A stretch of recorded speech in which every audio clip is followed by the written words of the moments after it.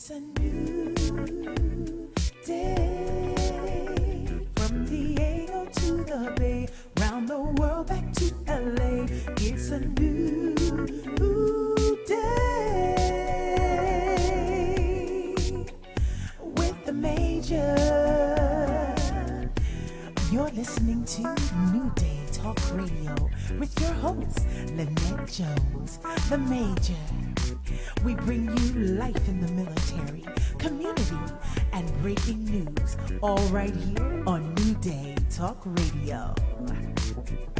It's a new day, from Diego to the Bay, round the world back to LA. It's a new day with the Major.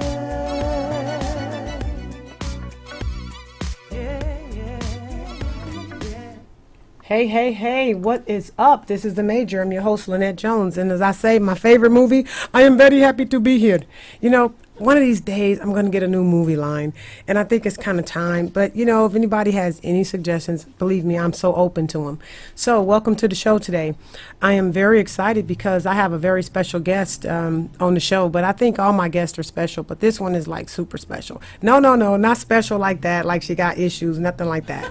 But, you know, special in the sense that she's just special. I mean, I got a chance to meet the guest. Her name is Christina Nepstad, and she's great. So there I was, I'm telling my story. There I was in the military here, and we have our. If you know this is Women's Month in March, and Christina is going to speak at my unit to the women in our unit as well as the men too. Now I got to put this disclaimer out there. Men are just as good as women. You know, we need them for a lot of ways. I always say it all the time. It took a man for me to get here. So if it wasn't for him, I wouldn't be here today. Thank you, Dad. So anyway, I'm excited because Christina is in the studio today, and she's going to talk about her book. She wrote a book called The Power Seat, and we're going to learn all about that. And, you know, I'm going to let her tell. I don't like to steal people's thunder. I can steal your lightning, but not your thunder. You can keep that. So anyway, I just want to welcome Christina to the show and welcome to the studio. Hey, Christina. Hey, Lynette. Wow. So amazing. Why don't you tell our viewers a little bit about you? Who is Christina Nepstad? Well, I have issues. So I'm like everybody else, every day trying to do the best I can. Christina Nepstad is a student of life. That's what I am. I am a simple girl, and I'm a student of life. I'm blessed. I'm very grateful for so many wonderful things in my life, so many people that have taught me. I'm a mom. I'm a wife. I'm a friend. I am a humanitarian.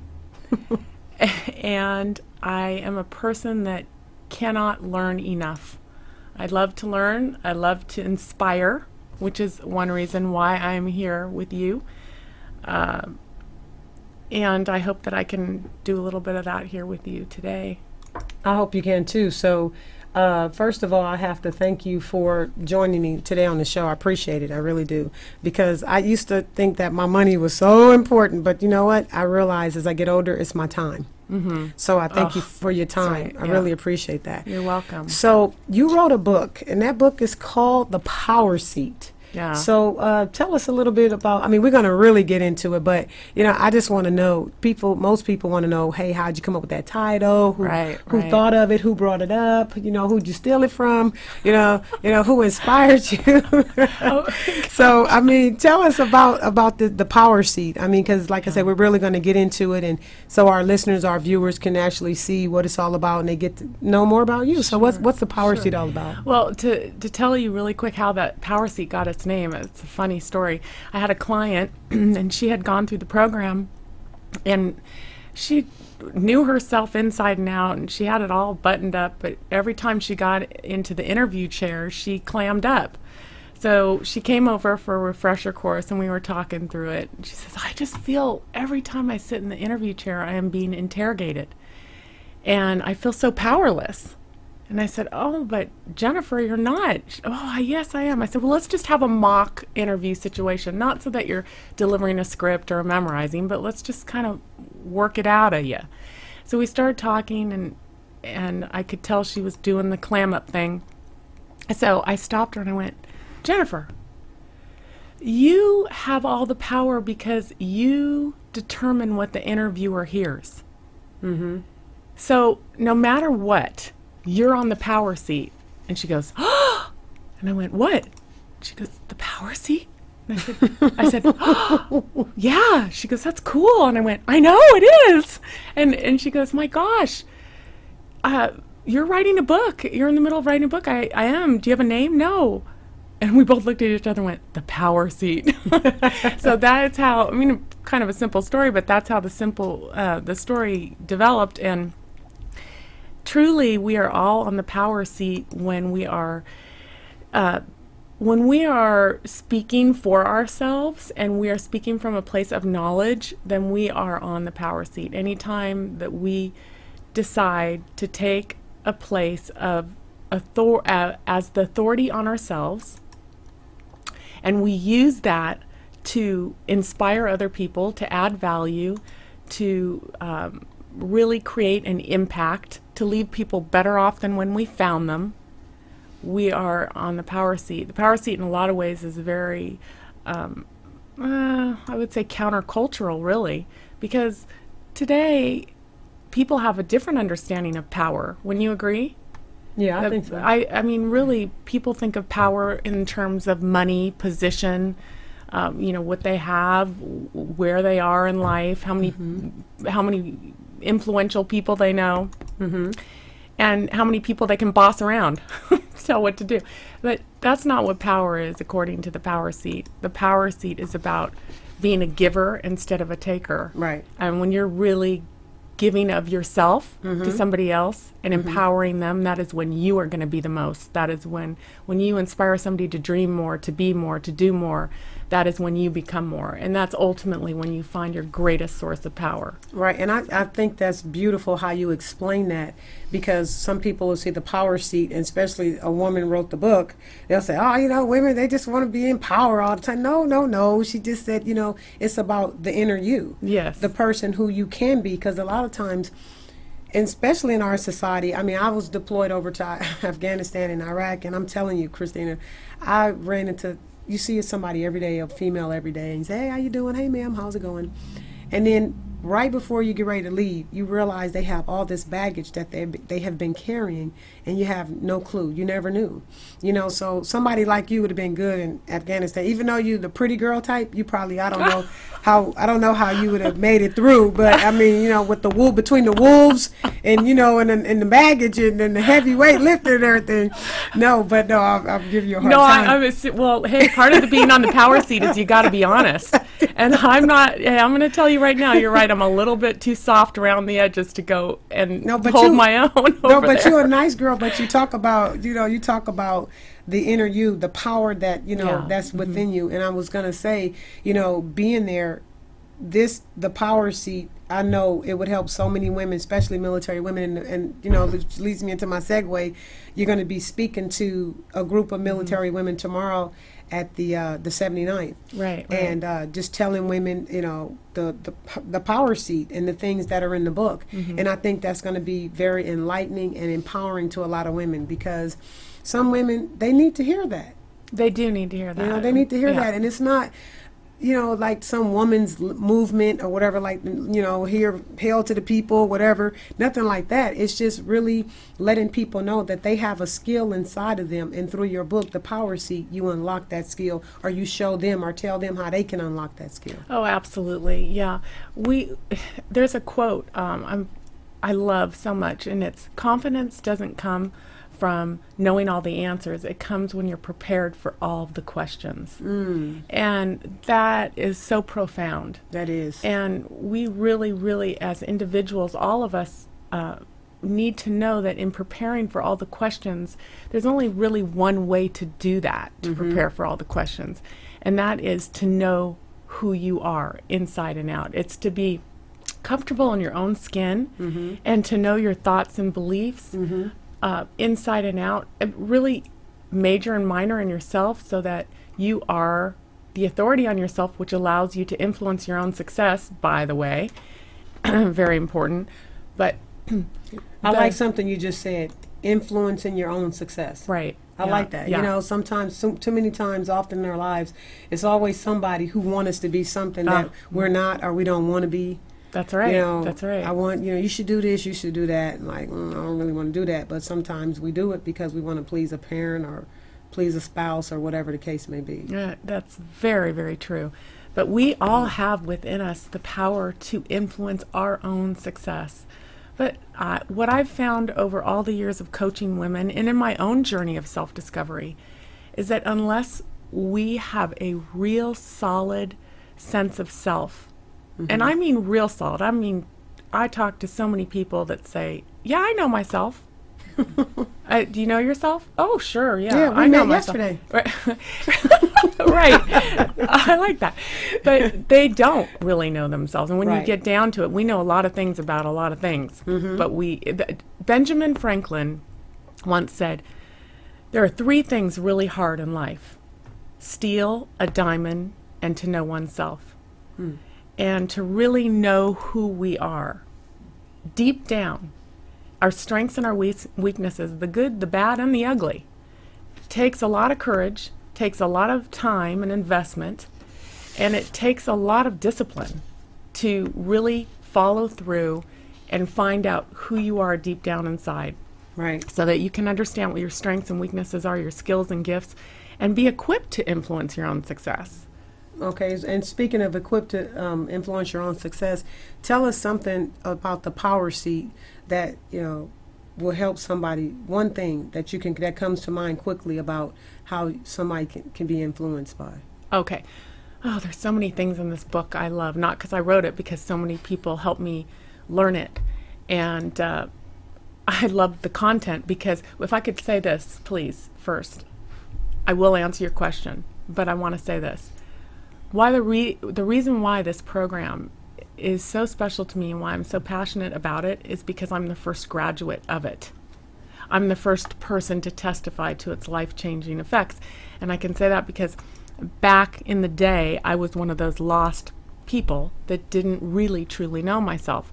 And I struggled so desperately. I really, really did. And I got to a point, it was an interview actually, that revealed that to me, that I was sick of faking my way through life and being somebody that I really didn't know. So I really designed this program for myself. And then it evolved over the years, but the program that I created for myself, asking myself the tough questions, I kind of just went through myself, ripping myself apart, ripping the onion layer off, just layer at a time, getting down to it. I graduated from my own program. It's hard for me to say one thing because I love so many things, and so many parts of the program are each have their important place. But this is what I would tell your listeners. We all have 80-20. This is what I came up with, okay?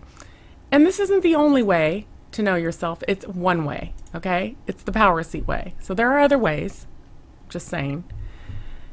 What I have, the first exercise to do in the power seat is called an 80-20. We all have 80% strengths, 20% weaknesses. And what I have found to be very helpful is to find, identify, define, and prove your strengths and your weaknesses. And by doing this, you're collecting the evidence on yourself. I don't know if you've ever heard this, but evidence defeats doubt. And that is really, really important for us to know, because as so many of us carry the doubts around, and by the way, that all those doubts live in our 20%, our weaknesses. You can't do it, you're not good enough, it's on and on it goes, that little voice that continues to want to, take us off course. It's the inner enemy, I call it. Anyhow, the inner enemy is out to get us, but the more we collect the evidence on ourselves, we eliminate the doubt that so often creeps in and destroys us.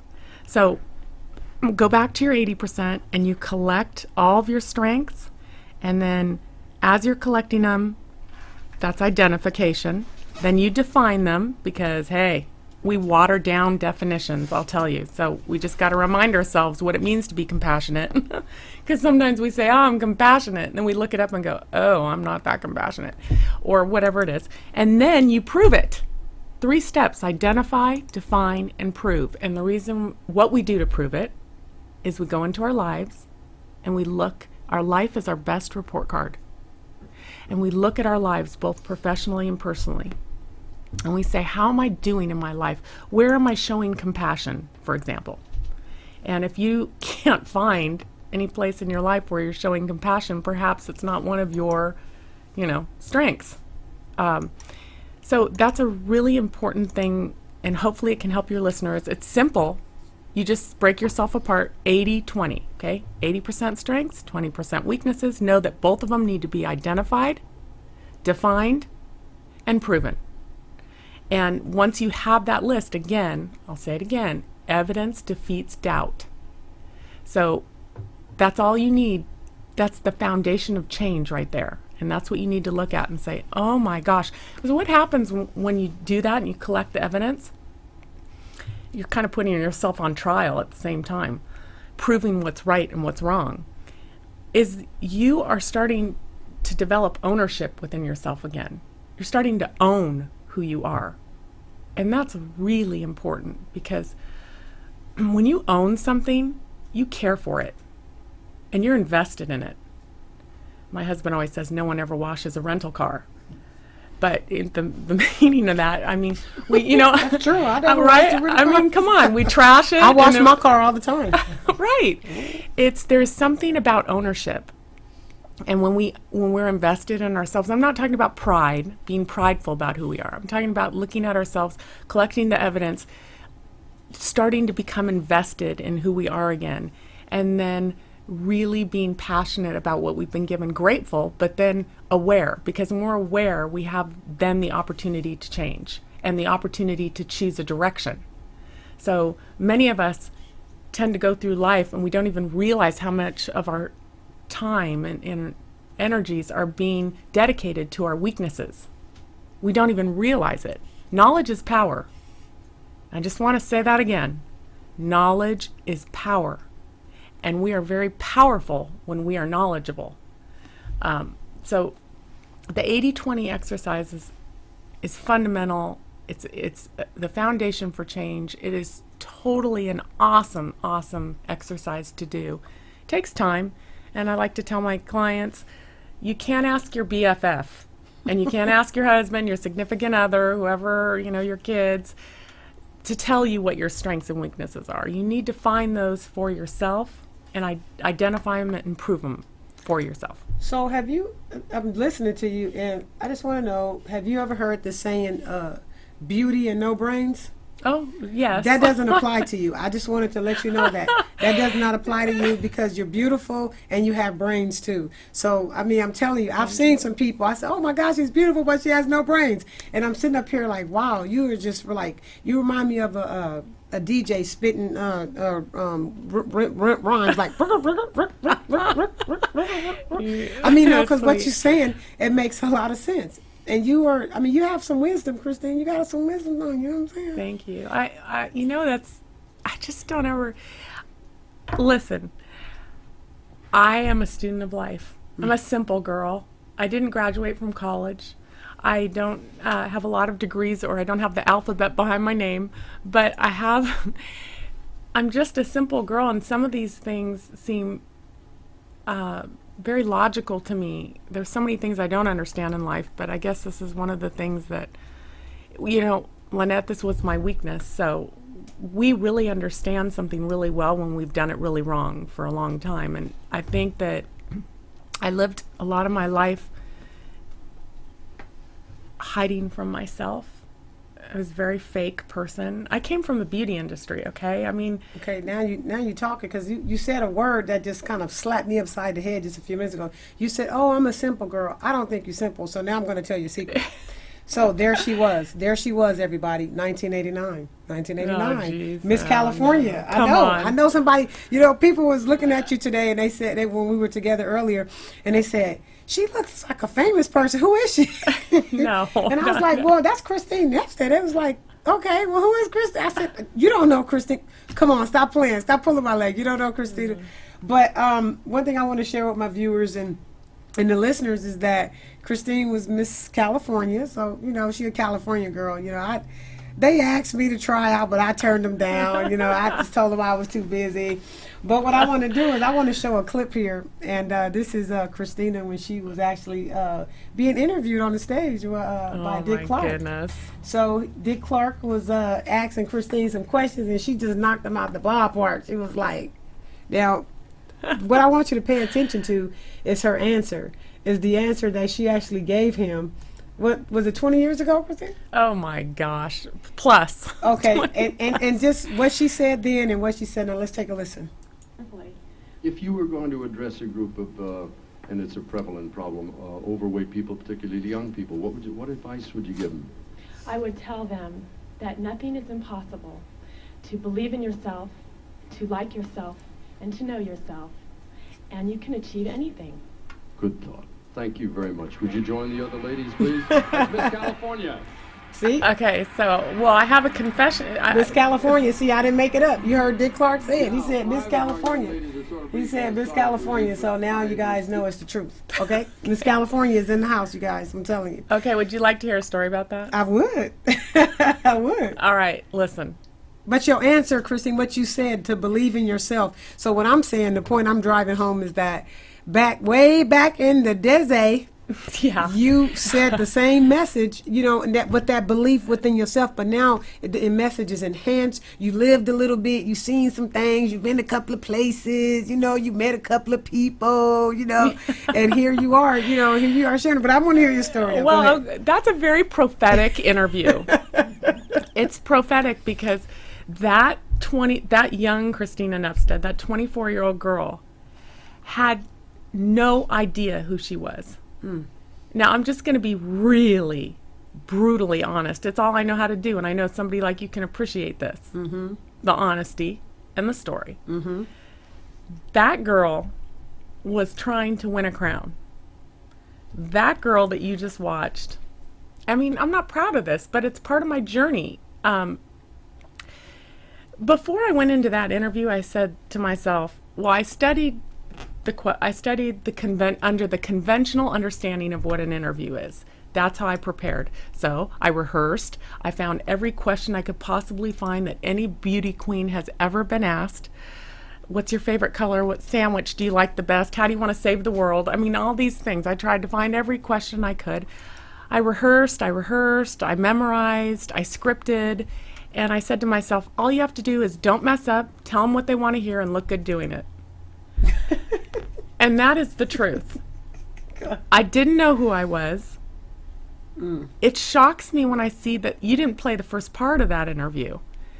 The first part, you can see more of where I'm being fake and I'm really struggling trying to get through that interview. I don't know if you thought that this was going to turn this way, but I mean, I'm just telling you the truth. Oh, no, this is about honesty. I love it.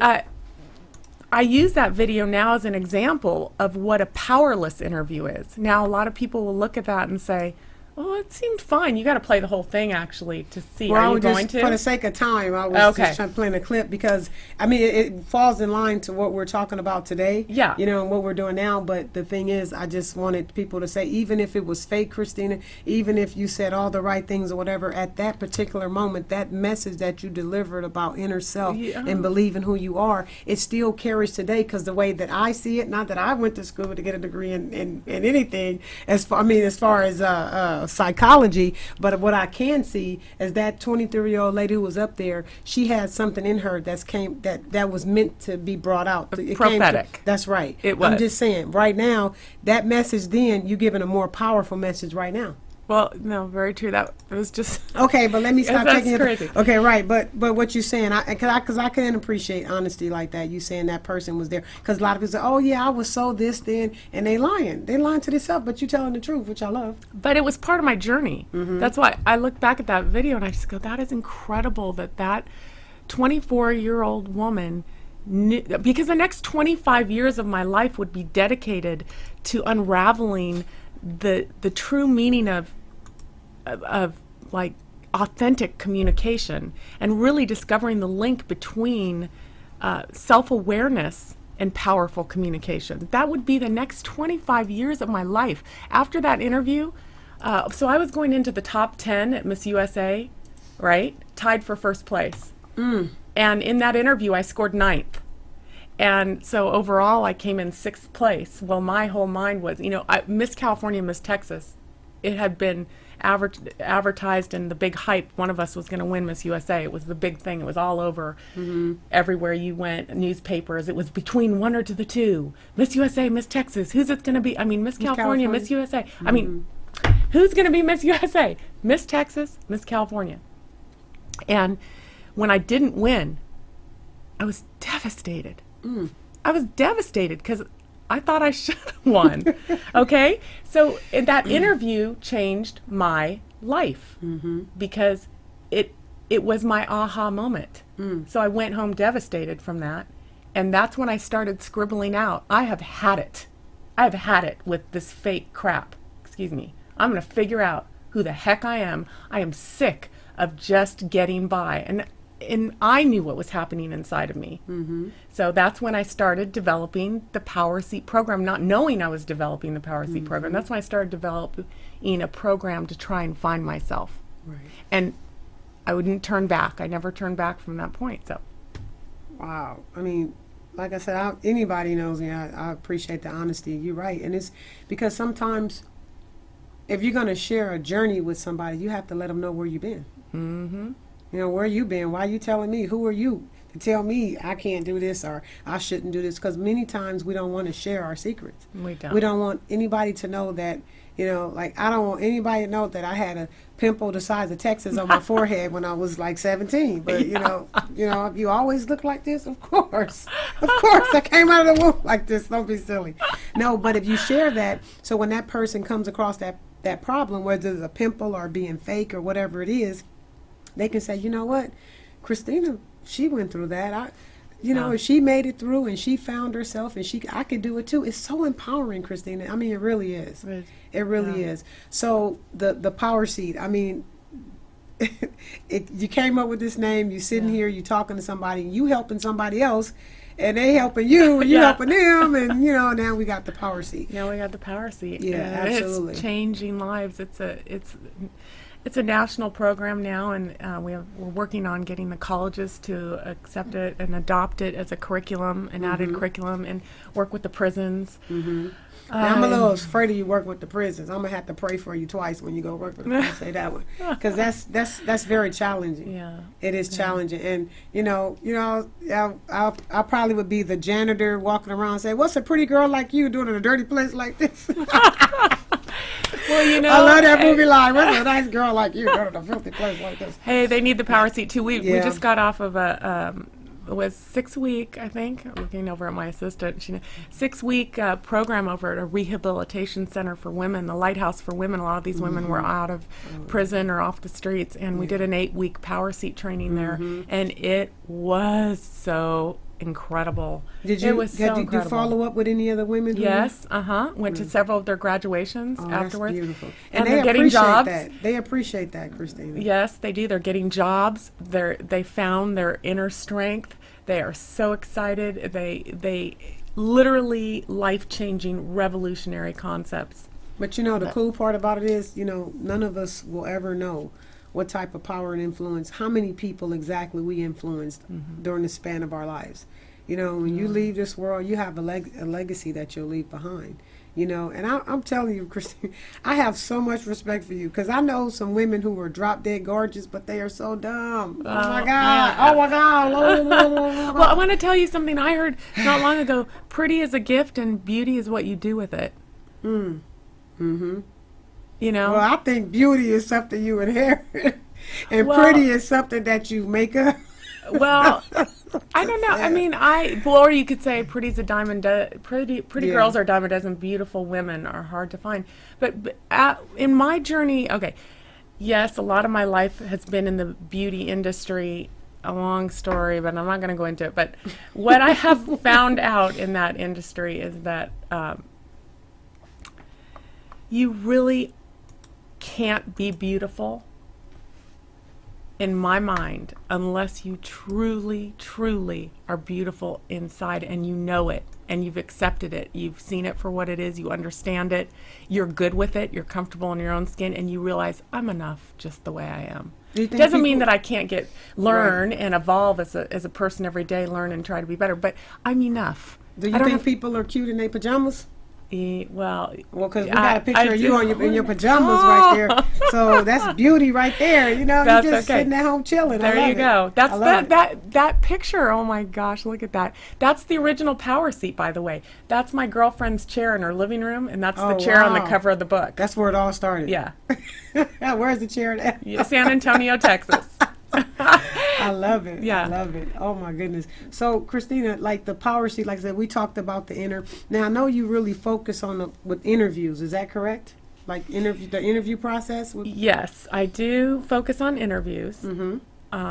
But I have a revolutionary, different approach to interviews. Would you like me to share 3 fundamental concepts about an interview that could potentially change the way your listeners ever think of an interview again? Okay. I'm ready. I don't have to take notes because I got the book. Okay. Okay. The first thing is this. An interview is not, memorization. It's not scripting. It's not rehearsing. It's not performing. Because an interview is really an inner view of you. INNER-VIEW. That's what every interview is all the time. It's an interview of you. 2 is, in order to be powerful, you must be the expert on yourself, because you are the most important person in the room. You're the most important topic. And if you're not the expert on yourself, you can't possibly sell yourself. You can't believe in yourself. You can't trust yourself if you don't know yourself. You can't sell what you don't know, right? I like that. So you have to be the expert on yourself. That requires a little bit of work. And then 3, I'm going through them quickly. Actually, I'm going to tell you 4 because I'm going so quick. 3 is, we touched on this earlier, the interviewee has all the power because they determine what the interviewer hears. If you want them to hear it, you're going to tell them.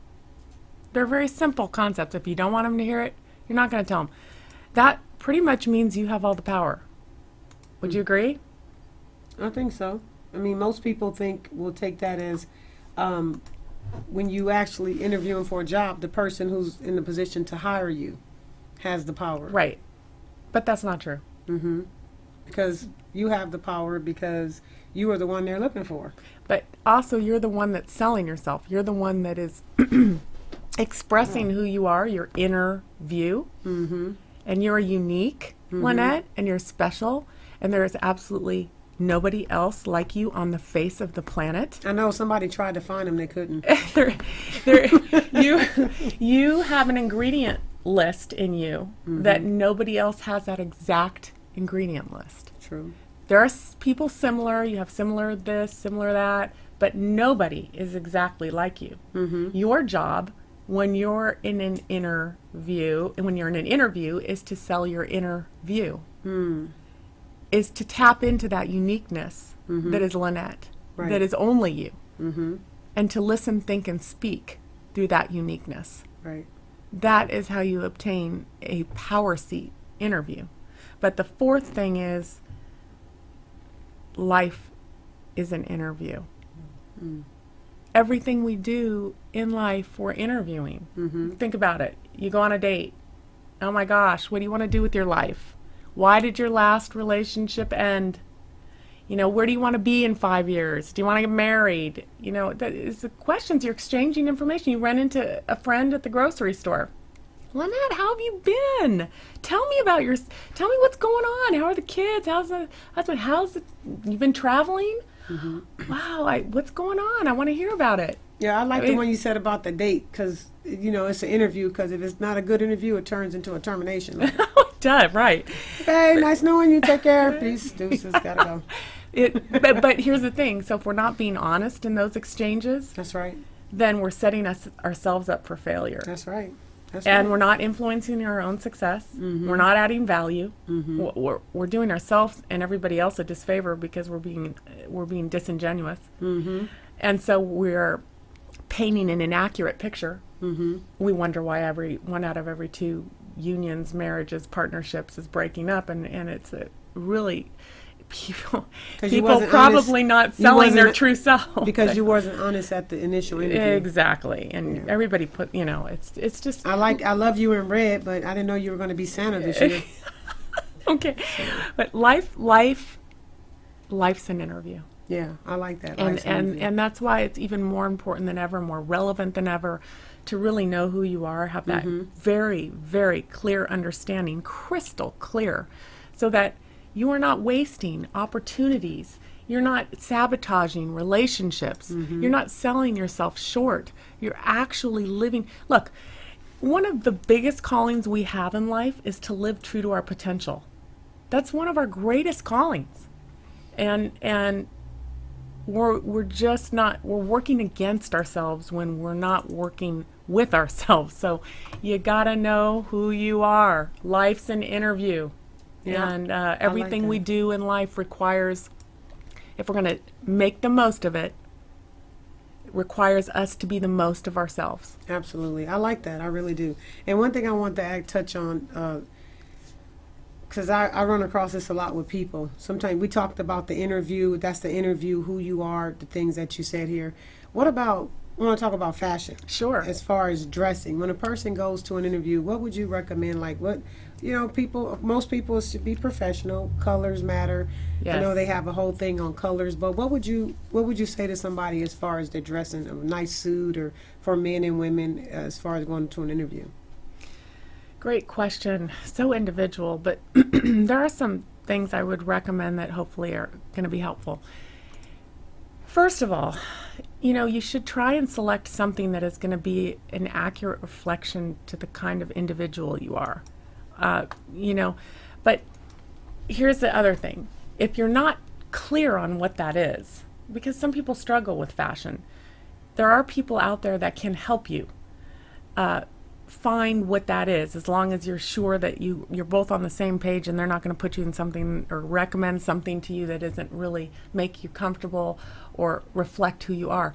But there's an old saying in beauty pageant land that you're supposed to wear the dress isn't supposed to wear you, or the suit. And that's always makes me laugh, because I'd see these women come out and you could barely see the woman. You were so overwhelmed with the gown and the dress and the suit and what have you, that you forgot that there was a woman in there doing her thing. So obviously tasteful. And colors are important. I mean, they are. Sometimes we feel different when we're wearing different colors, don't we? I know sometimes when I'm always wearing brown or black or something dark, I tend to kind of feel, or gray. Oh my gosh, gray. Gray tends to make me feel blue sometimes, just kind of drab. Colors are important, style's important, obviously, but for me, I think what's most important is that it's a complementary style and color for you, for the individual. I will tell you, recently I was talking to a gentleman who, they were doing a big hiring, and they had a lady come in, and she was wearing a very revealing blouse for an interview. It was very low cut, and she had a very high skirt on, and she had, just the super high heels and the high, tight, short, the whole thing going on. And the after the interview, and it was a pretty good interview, the three gentlemen went into the back and they discussed it. What do you think? What do you think? And I said, you know what? She's too tempting to have around the office. She's too tempting, and she's too distracting. If this is what she's wearing to her interview, it concerns me. We have a lot of men in the office, and it's just distracting. She's actually very qualified for the job, but she didn't get the job because of what she wore specifically in that instance. Right. Now you said, I'm trying to tie it together as far as the person, who you are. So isn't it's a combination of who you are, how you dress, what you say, how you say it, Because for me, when I'm going on an interview, which I haven't interviewed in so long, it's pathetically a shame, but it's okay. You're It's all interviewing every day. Yeah. I mean, it's for a job. I mean, for Right, a job. right. And when I go, I tend to wear a nice. I like black. I wear a black suit with a white blouse, or I wear a blue suit. Actually, I wear a blue suit and I wear a white blouse and I wear a little scarf, just a little American flag scarf. So at least they know I'm halfway patriotic or whatever. Okay. So so I'm just saying, but it seems like to me it all ties together in the interview, the outer you, Yes. the interview. Yes. It's like a whole. It's a total package. You're absolutely right, and we are presenting ourselves. Mm-hmm. So yes, I mean, it is a presentation, and the outside should reflect the inside. You should make sense. Mm-hmm. You should make sense when somebody looks at you. You need to make sense from your outside and your inside need to go together. Need to make sense. If I'm talking to you, so let's say I come into an interview, and my style and who I am as a person, I'm very conservative and I'm a little bit more reserved, but I'm wearing an animal print blouse. And I've got, these super high, these red high heels and an animal print blouse and these big yellow earrings or something. But yet I come in and my personality and who I am, I'm very sophisticated and I'm very kind of quiet. And my demeanor is very, I don't know, just very wrapped up, tight, neat. But I've got this animal print on. It's just kind of doesn't make sense. Yes. So, like, it doesn't make sense to sell shoestrings when you have on flip-flops. Exactly. Doesn't make sense to wash your windows in the rain or blow your leaves in the wind. But no, exactly. It makes sense. I mean, people make sense, for heaven's sakes. Just really, I always ask my daughter for help in what I'm going to wear. But my closet only has in it the things that I believe reflect who I am or that I'm comfortable wearing. But sometimes you don't know what to wear, or you think, like, if, most of us women will do this. We just went shopping and then we have nothing to wear, right? I have nothing in my closet. Of course, you just went shopping, but sometimes you just don't know. That's why also I would say if there's experts out there that you can go to that you know of that really know how to tap into helping you with style or colors, tap into that resource. Tap into it. Yeah, absolutely. That's cool. So I want to talk about, we got a few more minutes. It's funny how time flies when you're having fun. Wow. But what I want to talk about now is tomorrow you're going to be going to talk to a group of military women. And I think it's important because a lot of women, they're making the transition. Men too. I say women because this is Women's Month of March. Told you it took a man for me to get here. Yeah. So all of us. all of us, right? So you're going to be speaking to these women and everything, and I don't know. I kind of want a sneak peek. I mean, I know you talk about the power seat, but it's kind of a different audience, and I know you talk to different people all over the place, but how will you tackle this beast? I mean, most of these women has shot a gun, or right. I mean, I know I could shoot. Rolled in the dirt, had hard times or whatever. And how could the power seat, your message, period, how could I've been in the military 20 years. I'm going to miss it. I'm getting ready to get out, but I don't know what to do. I don't know where to turn. How can the power seat help me? How can you help me, Christina? Well, we're all people. We're all people, and we all speak the same language. And this is, in many ways, talks to everybody on their own individual level. The power seat has a really unique way of reaching people where they live, where their heart beats. I'm not concerned about it. I'm actually very excited about it. They may have shot a gun, but at the same time, they're people that I'm sure want to make a difference the best way that they can. They want to, for the most part, leave people better off than when they found them. They want to make an impact. They want to give back. They want to be their best selves. They want to live out their potential, right? They want to stand out, be memorable. These are all things that whether they've shot a gun or haven't, whether they're military or they're not, they're going to appreciate and they're going to understand because it's a program that reaches everybody on a very personal level. And there isn't anybody that I have met that it is not touched in some way, shape, or form. There's Right. sections in the book that talk about settling your past. Mm-hmm. Those are all really, really important things. Settling your past, silencing your inner enemy, which all of us have. Mm-hmm. None of us are perfect. We all have the little, a lot of good and a little bad, and we struggle with the voices and the things. And there's a struggle, there's a mindset about kind of sections that help people understand. And in the military, by the way, as you know, but I'm just learning, those force multipliers or transitional skills, Right. right, that the military acquires in their training. Oh my gosh, I was reading up on those. Those are so powerful. Leadership and mission oriented, Right. And that's disciplined. And right. And that's what I was trying to get at. And I totally agree with you. We are all humans. We are all human beings. Like you said earlier, I'm wired totally different. It's not another Lynette out there, thank God, because I didn't want to compete with myself. But the thing is you said earlier, prison, women in prison, women in military, which I think is a lot of similarities. The only thing is we could go when we want to. But what I'm saying is that the message for the power seat, because I'm really trying to understand, is it a universal message, or is it tailored to, because me as a woman getting out of the military and I haven't been in the workforce for over 20 years, or me as a woman who's getting out of prison and I haven't been in the workforce for 20 years, what's the difference?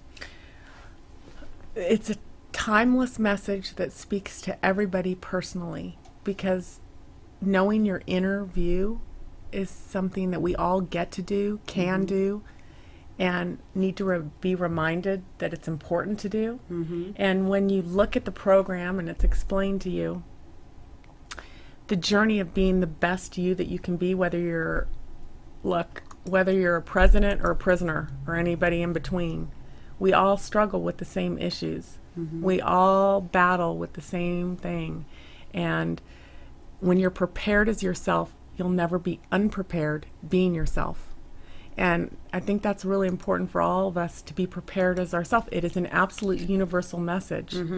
But sometimes it's harder to reach somebody else, maybe with a lower self-esteem. But like you said, if it's, we all are people, we all go through some of the same things, but we all have different gifts too. Oh, definitely. So if you tap into that gift, somebody can read the power seat. Say if I struggle with low self-esteem, because even though I've been in the military 20 years, I may struggle with low self-esteem, or I may have been in prison for 20 years and I struggle with doubt, like courage. I don't have the courage to get out there. But with the power seat, you can have the courage and you can deal with self-doubt. Well, okay, remember we touched a little bit earlier on evidence defeats doubt. And that is a really key concept that is a common thread throughout the power seat, is that when we're collecting the evidence on ourselves, we all of a sudden can see clearly. It awakens us, it stirs us, and then in many ways, as you go through the power seat program, you put yourself on trial, and you kind of just weed out. You're able to see yourself a little more clearly.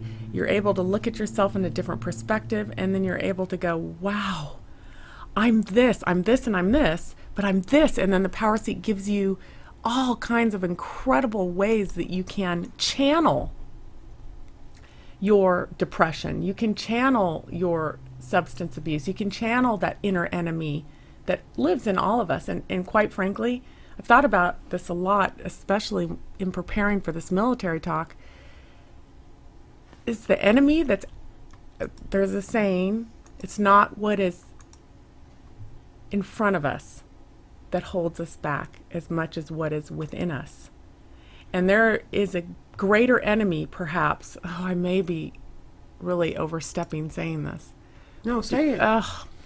But that enemy that we all fear so much, that enemy everybody talks about on the news, the Islamic terrorism, or this group, or that group, or politics, or Clinton, or Trump, the enemies, everybody's claiming one group or another as an enemy, politics in general, whatever it is. I don't think that enemy is nearly as threatening, or has taken down nearly as many people as the inner enemy that lives within each of us. Our own inner enemy is far more threatening than what we tend to want to focus on the outside. That inner enemy is taking down individuals every single day, casualties, one after the other, defeat, and literally tearing people apart. Do you know so many people their lives are destroyed from substance abuse because they're torn themselves apart. Their inner enemy has literally destroyed them. Their self-worth is gone. They don't see their potential. All they can hear is the inner enemy voice telling them that they're worth nothing. They're losers. They have nothing to live for. It goes on, but I don't know why I struggle to say that. I mean, I know we have real threats out there, but that that monster that lives inside of all of us is alive and active. It's taking down people every single day.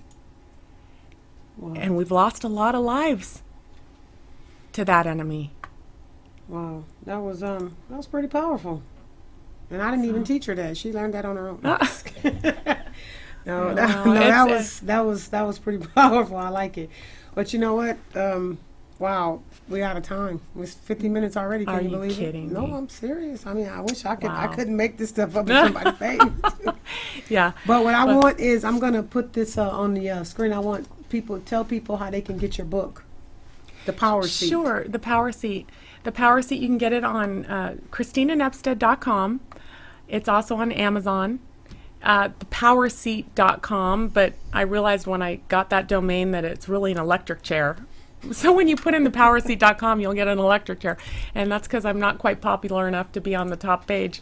But and then the second book is The Power Seat Way, and that just came out. And that's a bunch of short stories. I actually call that my potty book. I didn't mean to write a bathroom book, a potty book, but what happened was I sent it to my friend, and she took it. She had to go to the bathroom when she got it, and she went in, and by the time she was done pottying, she was done with the first story. She set it down, and she went, and she later in the day had to go potty, and she went back, and it was sitting there, and she read it, and she was done going potty, and she went, well, I'm done with the story. So she called me and said, this is the perfect potty book.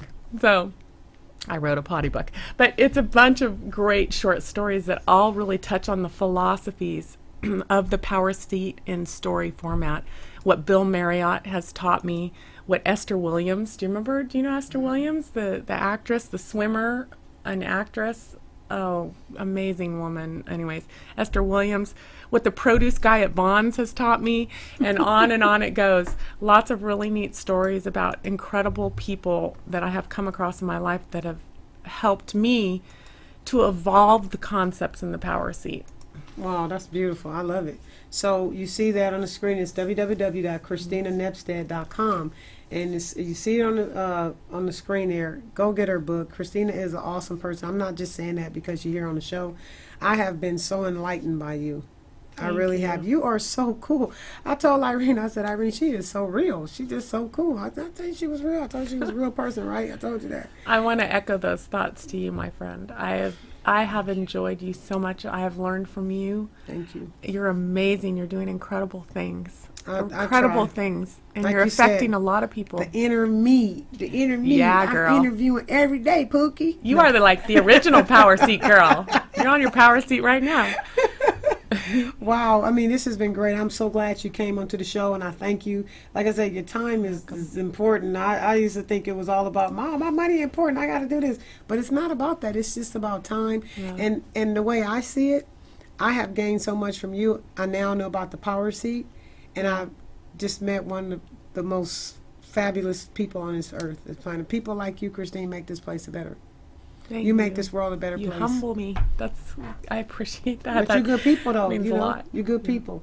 So thank you for being on the show, and you got to come back. I would love to come back. You got to come back. But you and I, we're bonded. So you know what I'm saying? We can talk off air too, right? We homies, because you're from LA too, right? Yeah, born and raised. I was born in Torrance. I was born little company of Mary right here. You know what I'm saying? I was born at UCLA. UCLA, Little Company of Mary. You know what I'm saying?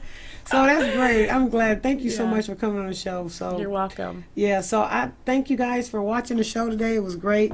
And Christina, you can get her book, online. You can get it on Amazon. You go to her website, and she's just a phenomenal person. Trust me, it's not just for the cameras. It's on camera and off camera, and anybody can appreciate that any day of the week. So thank you for watching the show, and I hope everybody has a great week. Take your power seat. Yeah, your Take power power seat. seat, And yeah. just take it with you this week. You know what I'm saying? Get on it. Yeah, get on it. Get it. But thank you for watching the show, and tune in next week. Same bat time, same bat station, and get the power seat. It's up there on the screen. Thank you guys. Take care.